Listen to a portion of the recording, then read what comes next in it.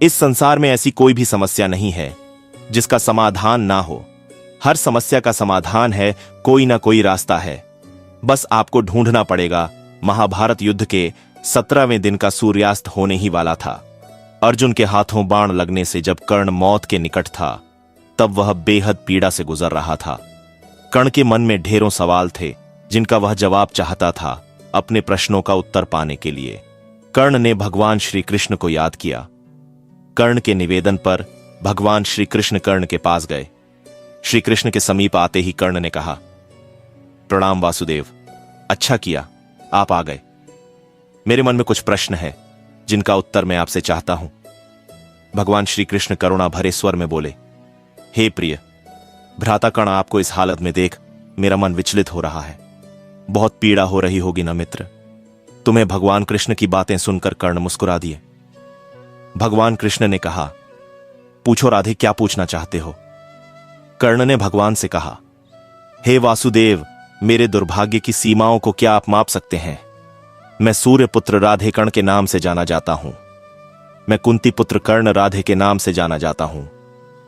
मैं कुलीन युधिष्ठिर, शक्तिशाली भीम, शूरवीर अर्जुन, सुंदर नकुल और बुद्धिमान सहदेव का ज्येष्ठ भ्राता कर्ण राधे के नाम से जाना जाता हूं।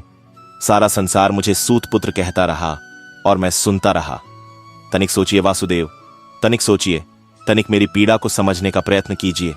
भगवान कृष्ण कर्ण के और पास गए और बोले, हे राधे, आज जो भी बोलना है जी भरकर बोलिए। कर्ण बोला, हे माधव, जन्म देते ही मुझे मेरी मां ने त्याग दिया, क्योंकि मैं माता के विवाह से पूर्व जन्मा था। परंतु एक अवैध पुत्र के रूप में जन्म लेने में मेरा क्या अपराध था? गुरु द्रोणाचार्य ने मुझे शिक्षा देने से मना कर दिया, क्योंकि मैं एक सूत पुत्र था। क्षत्रिय होते हुए भी मैं क्षत्रिय नहीं था। जीवन भर मैं इस बोझ को ढोता रहा, परंतु इसमें मेरा क्या अपराध था? भगवान परशुराम ने मुझे उपहार स्वरूप शिक्षा तो दी, परंतु अभिशाप स्वरूप श्राप भी दिया कि जिस वक्त इस विद्या की मुझे सबसे अधिक आवश्यकता होगी, उस वक्त मैं उस विद्या को भूल जाऊंगा। अब बोलो केशव, इसमें मेरा क्या दोष था? एक बार जब मैं अपने शब्द भेदी बाण की विद्या का अभ्यास कर रहा था, तब मेरा तीर गलती से एक बछड़े को लग गया और बछड़े की मृत्यु हो गई, जो बस एक दुर्घटना मात्र थी। मेरे बार बार माफी मांगने पर भी बछड़े के स्वामी ने मुझे श्राप दिया कि असहाय अवस्था में मेरी भी मृत्यु होगी, जबकि इस दुर्घटना में भी मेरा कोई दोष नहीं था। परंतु फिर भी मुझे उस श्राप का कष्ट भोगना पड़ा।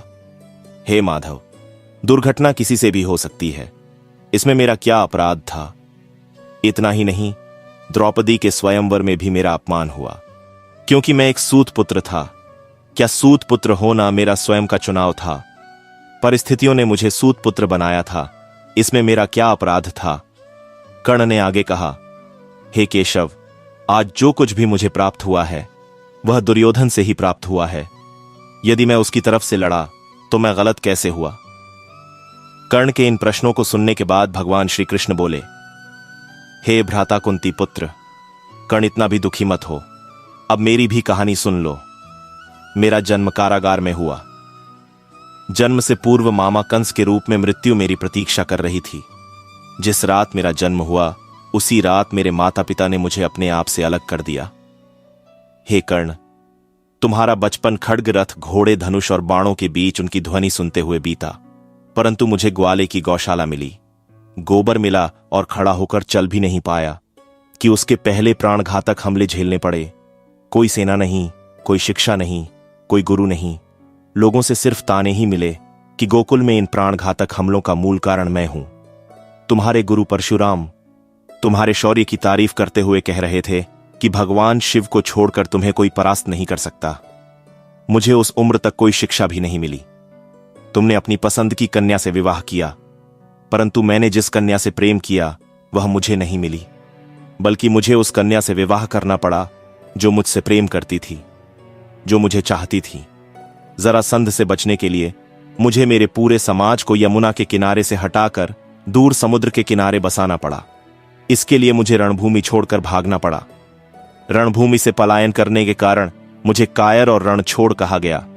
जरा विचार करो राधेय, अगर दुर्योधन युद्ध जीतता है तो तुम्हें बड़ा श्रेय मिलेगा, अगर धर्मराज युधिष्ठिर जीतता है तो मुझे क्या मिलेगा? मुझे केवल युद्ध और युद्ध से निर्मित समस्याओं के लिए दोष दिया जाएगा। सब यही कहेंगे कि इस देव की पुत्र ने महाभारत करवाया है। हे राधे, जीवन हर किसी को चुनौतियां देता है, जिंदगी किसी के साथ न्याय नहीं करती। अगर दुर्योधन ने अन्याय का सामना किया है तो युधिष्ठिर ने भी अन्याय को भोगा है। भगवान श्री कृष्ण आगे कहते हैं, हे राधे, इस पूरी पृथ्वी पर कोई ऐसा व्यक्ति नहीं है जिसे ऐसा ना लगा हो कि उसकी समस्या सामने वालों की समस्या से छोटी है। हर किसी को ऐसा ही लगता है कि उसकी समस्या की पोटली सामने वालों की पोटली से बड़ी है, परंतु यह सत्य नहीं होता। हर किसी की समस्या अपने अपने स्थान पर बड़ी ही होती है, लेकिन इसका मतलब यह नहीं है कि तुम गलत मार्ग पर चलकर समस्याओं का समाधान ढूंढने लगो, क्योंकि हमारी प्रकृति किसी को भी अधर्म के मार्ग पर चलने की अनुमति नहीं देती। और अगर कोई अपनी समस्याओं का समाधान पाने के लिए अधर्म के मार्ग पर चलेगा तो उसका हश्र तुम्हारे जैसा ही होगा। कर्ण अपने जीवन से बहुत दुखी था।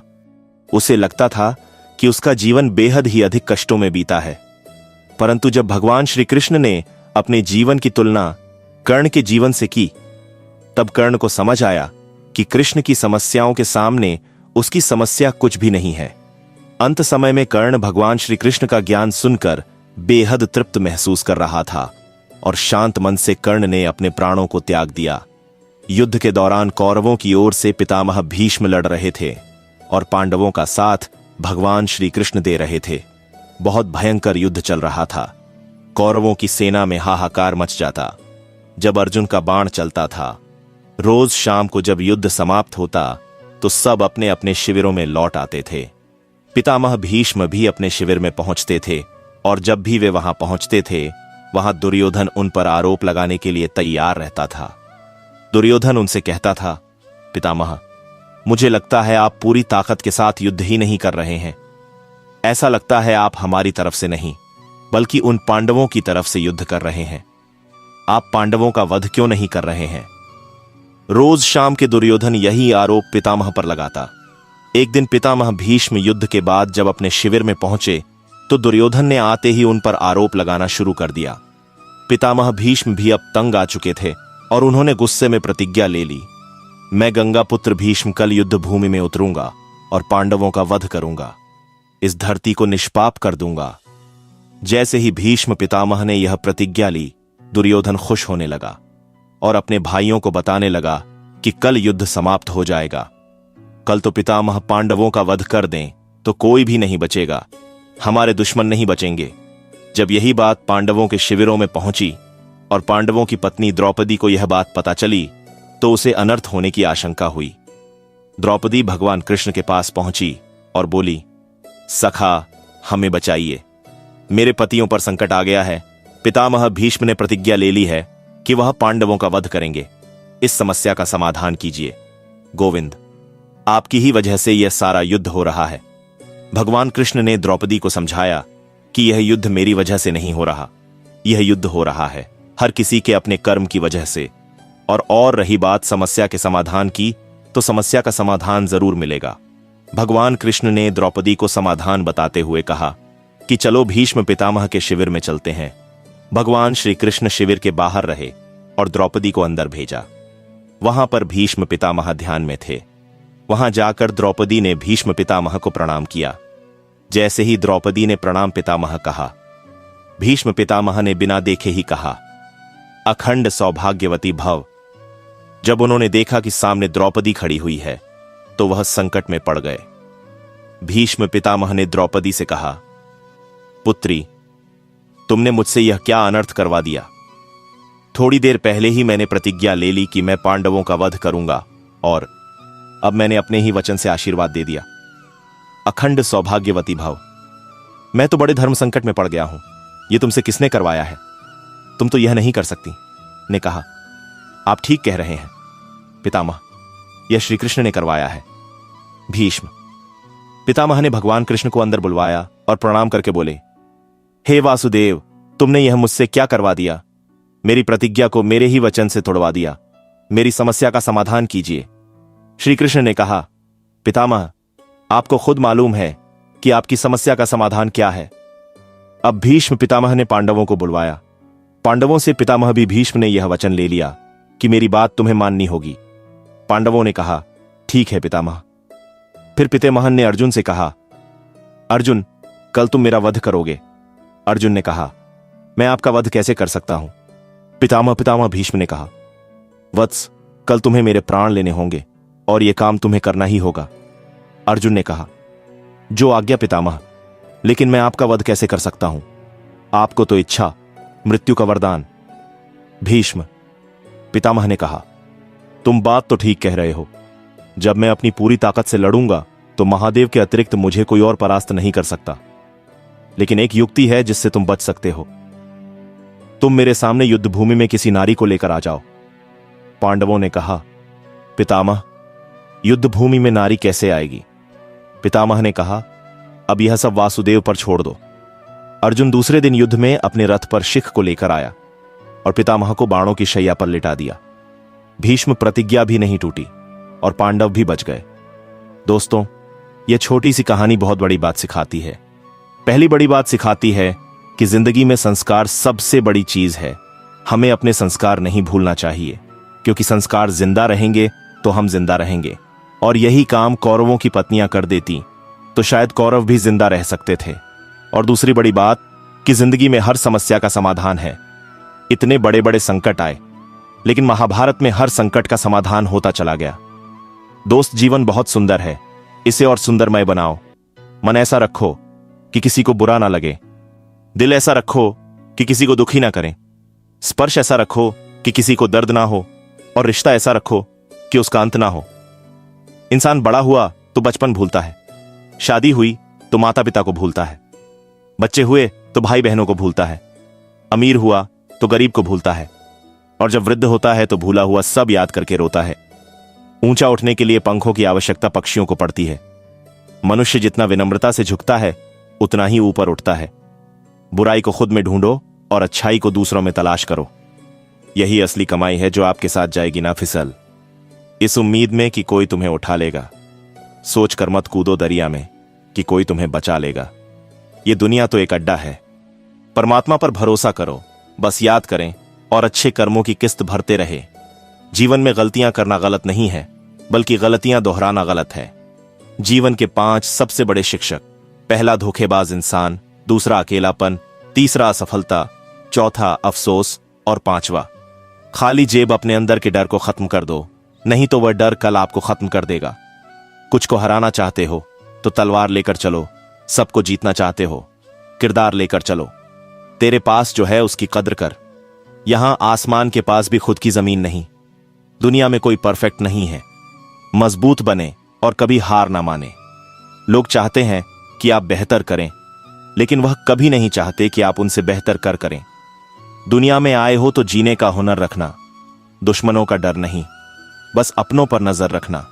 किसी को इतना महत्व नहीं देना चाहिए कि वह हमारे चेहरे से मुस्कान ही छीन ले लिया। सांपों को यह कहकर सपेरे ने हर इंसान को डसने के लिए इंसान ही काफी है। परफेक्ट जोड़ी सिर्फ जूतों की होती है, बाकी सब वहम है।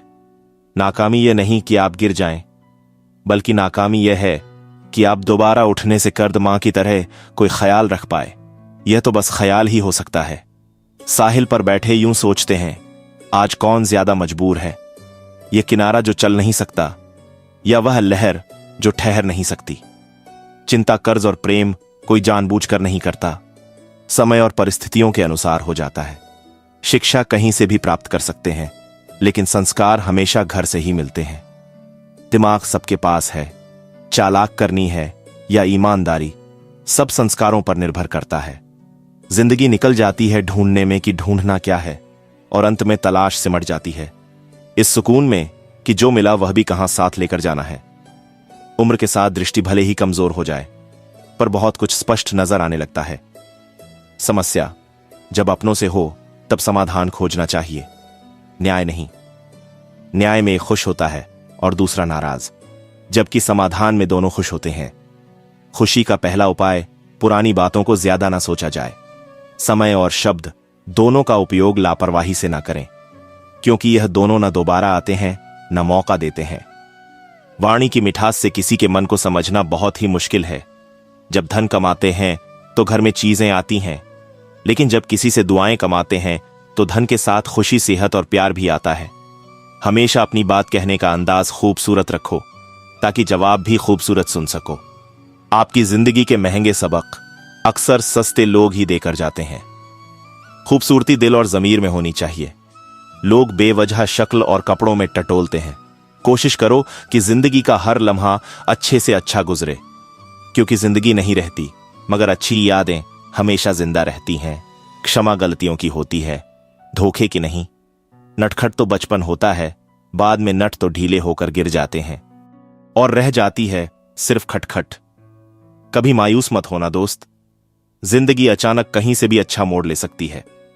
लोग अपने प्रति आपके बदलते हुए रवैये पर ध्यान देंगे, लेकिन अपने उस व्यवहार पर ध्यान नहीं देंगे जिसकी वजह से आप बदले। फिर से प्रयास करने से मत घबराना, क्योंकि इस बार शुरुआत शून्य से नहीं, अनुभव से होगी।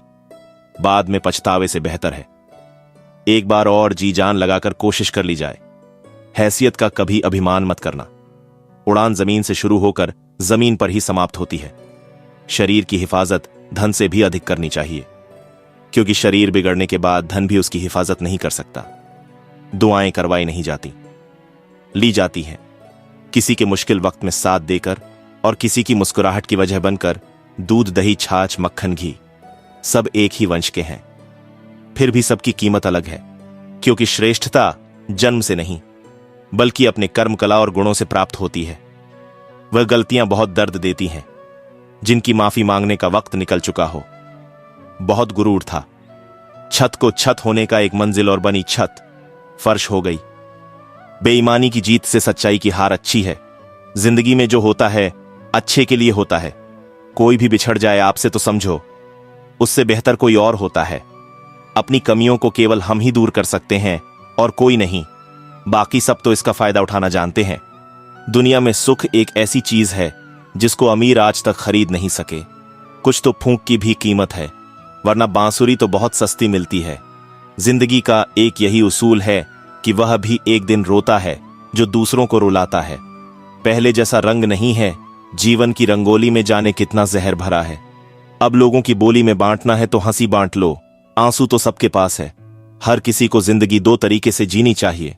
पहला जो हासिल है उसे पसंद करना सीख लो, और दूसरा पसंद है उसे हासिल करना। जमीन और किस्मत एक जैसी होती है। इंसान जो बोता है उसे वैसा ही फल मिलता है। जैसे दिन ढलता है वैसे ही जिंदगी भी धीरे धीरे ढलती जाती है। इसलिए हरदम खुश होकर जियो। माफी मांगने वाले हमेशा गलत नहीं होते। कुछ लोग झुक जाते हैं ते बचाने के लिए। जब रिश्तों में जिद और मुकाबला आ जाए तो ये दोनों जीत जाते हैं। सिर्फ रिश्ता हार जाता है। सफाई वहां देनी चाहिए जहां उसे सुनने और समझने वाला एक खुला दिमाग हो। अगर किसी ने आपको गलत मान लिया है तो उस पर सफाई देने का मतलब खुद को खुद की नजरों में गिराना है। किसी से दोस्ती ऐसे निभाओ कि देखकर आपके दुश्मन भी यह कहे कि काश हम भी इनके दोस्त होते। दुनिया में बहुत कम ही लोग आपका दुख समझते हैं, बाकी सब तो सिर्फ कहानी सुनना पसंद करते हैं। तकलीफ होने पर जो सबसे पहले याद आए वह जीवन का सबसे मूल्यवान व्यक्ति होता है। भाग्य बदल जाता है अगर इरादे मजबूत हो, वरना जीवन बीत जाता है। किस्मत को दोष देने में चिंता करने से आने वाली परेशानी दूर हो या ना हो, लेकिन अभी का सुकून जरूर चला जाता है। जिन्हें आप अपना होने का हक देते हैं, वरना गैर तो हल्का सा धक्का लगने पर भी माफी मांग लिया करते हैं। कुछ कहने से पहले इतना जरूर सोचें, हमारे शब्द किसी की खुशियों को खत्म कर सकते हैं। दुख जीवन में इसलिए आते हैं ताकि हम सुख का महत्व समझ सकें। अपनी तुलना दूसरों से ना करें, क्योंकि हर फल का स्वाद अलग अलग होता है। जब थोड़ी फुर्सत मिले दिल की बात कह दीजिए। बहुत खामोश रिश्ते ज्यादा दिनों तक जिंदा नहीं रहते। जिंदगी में जो कुछ भी होता है किसी वजह से होता है। या तो वह आपको कुछ बनाकर जाता है या फिर कुछ सिखाकर। जिंदगी एक अध्यापक से ज्यादा कठोर होती है। अध्यापक सबक देकर इम्तिहान लेता है और जिंदगी इम्तिहान लेकर सबक देती है। खुद पर भरोसा करने का हुनर सीख लो। सहारे कितने भी भरोसेमंद हो, एक दिन साथ छोड़ ही जाते हैं। शांति के समान कोई तपस्या नहीं, संतोष से बढ़कर कोई सुख नहीं, तृष्णा से बढ़कर कोई व्याधि नहीं, और दया से बढ़कर कोई धर्म नहीं। न मनुष्य अपने जन्म से नहीं बल्कि अपने कर्म से महान बनता है। मुसीबत में अगर मदद मांगना हो तो सोच समझकर मांगना, क्योंकि मुसीबत थोड़ी देर के लिए होती है और एहसान जिंदगी भर का किसी ने सालों साल लगा दिए। सफलता हासिल करने में और लोगों को सिर्फ 2 मिनट लगे यह कहने में कि इसकी किस्मत अच्छी थी। दूर से हमें आगे के सभी रास्ते बंद नजर आते हैं, क्योंकि सफलता के रास्ते हमारे लिए तभी खुलते हैं जब हम उसके बिल्कुल करीब पहुंच जाते हैं। इंसान की अच्छाई पर सब खामोश रहते हैं। चर्चा अगर उसकी बुराई पर हो तो गूंगे भी बोल पड़ते हैं। कदर किया करो उनकी जो आपके बेरुखी व्यवहार के बाद भी आपसे प्यार से बात करते हैं। सलाह हारे हुए की तजुर्बा जीते हुए का और दिमाग खुद का इंसान को कभी हारने नहीं देता। खुश रहना है तो अपनी जिंदगी के फैसले परिस्थिति को देख कर लें। दुनिया को देख कर ले हुए फैसले हमेशा दुख ही देते हैं। अच्छे जरूर बने पर साबित करने की कोशिश ना करें, क्योंकि जो इंसान सही होता है वह सही साबित करने में अपना समय व्यर्थ नहीं करता। ईश्वर की न्याय की चक्की थोड़ी धीमी जरूर चलती है, पर पिसती बहुत बारीक है। एक खाली बर्तन सबसे तेज आवाज करता है। इसी प्रकार सबसे कम बुद्धि वाले लोग ज्यादा डींगे हाँक हैं। यदि आपको किसी एक से शिकायत है तो उससे बात कीजिए, लेकिन अगर आपको अधिकतर लोगों से शिकायत है तो खुद से बात कीजिए। अपनी जिंदगी में कुछ पल सुकून के भी निकालो। इंसान की जरूरतें तो कभी पूरी नहीं होगी। हमेशा जवाब देना भी अच्छा नहीं होता। कुछ जवाब वक्त पर छोड़ देने चाहिए। बिना कुछ किए पछताने से बेहतर है कोशिश करके असफल हो जाना। आप धूप का आनंद तब तक नहीं ले सकते जब तक आपको बारिश का अनुभव ना हो। साफ रखो किरदार अपनी नजरों में दुनिया क्या कहती है इस पर ध्यान मत दो। वक्त गहरे समंदर में गिरा हुआ मोती है जिसका दोबारा मिलना नामुमकिन है।